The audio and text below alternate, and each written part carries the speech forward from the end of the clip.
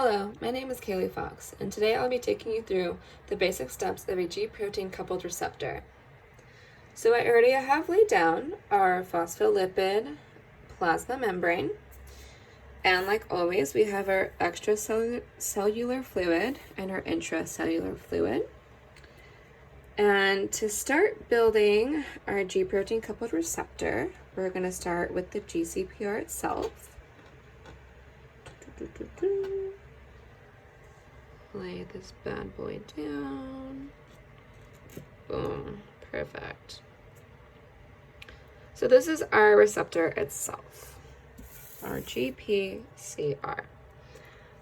And what's unique about these type of receptors is that they have 7 transmembrane alpha helices. Now, connected to the GCPR are our subunits, our alpha, our gamma, and our beta. And all of these subunits combined create our G protein.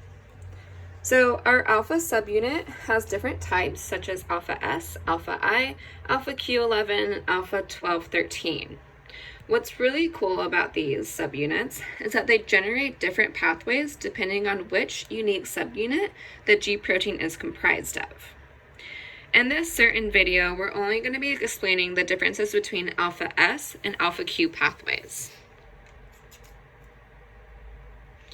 So here, our big green blob, boop, is what we call our effector protein. And we already see those alpha subunit differences.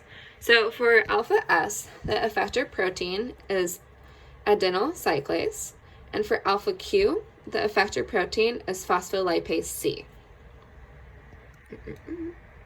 So to begin our pathway, we have to have boop, our extracellular messenger. This is commonly a neurotransmitter or a water-soluble hormone. So this extracellular messenger comes and combines with our GCPR, which then elicits our alpha subunit to be activated, our G protein to be activated, but specifically the alpha. Oops. And what happens here is a GDP is replaced by a GTP. So that causes our alpha subunit to move over and connect to our effector protein.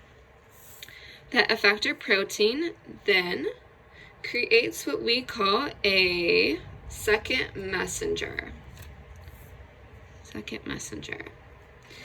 And we also see our differences here as well.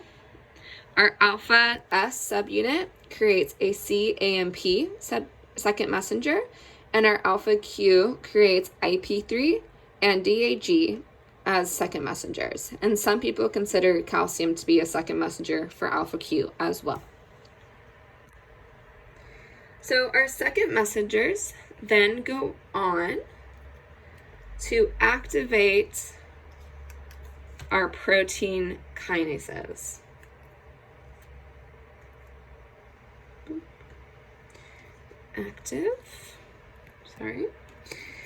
And we have our differences here as well. Our alpha S subunit has protein kinase A, and our alpha Q subunit has protein kinase C and CAM kinase. So our activated protein kinase then goes on to activate, little sad guy here, our designated protein, and that just depends on what cellular response needs to occur. So this is activated by use of ATP. Boop, boop. Cool, so we have everything active. I'm gonna move this up so I have a little more room. Okay. Cool. So then our active designated protein will move on to create our cellular response, and that's our end goal.